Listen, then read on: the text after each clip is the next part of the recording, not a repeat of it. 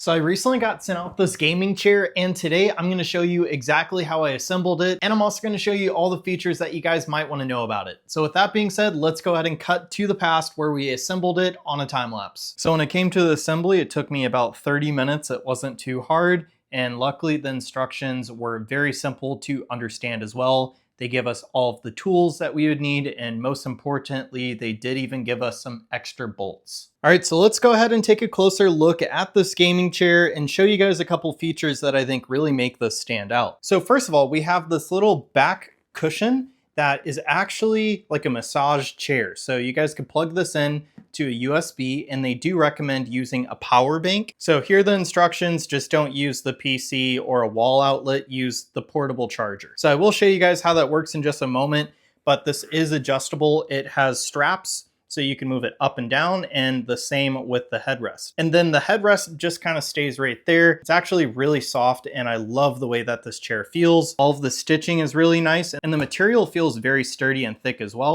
All right, so the most important part, the bottom, the cushion is very soft, so I like that. It's very comfortable. And then we also have the footrest right here.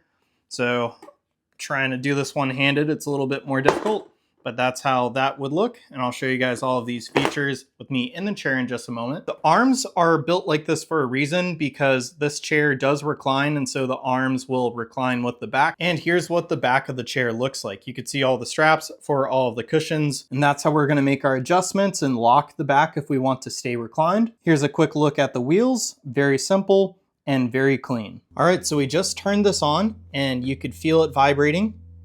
And hopefully you guys could hear that, but you have a very long USB cord that you guys could put all the way on your desk with the portable charger.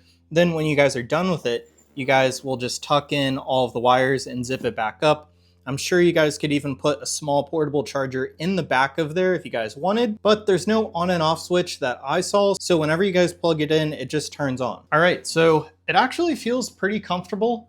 I'm gonna raise it up a little, and I could feel the vibration that it has, and it feels like a massager. So it's really nice. It doesn't have kneading arms, but it's still pretty nice having it as an option. I'm gonna go ahead, unplug it now just in case it's making my audio weird, but this chair does recline very far. So we could go all the way there. Then we could lock it like so.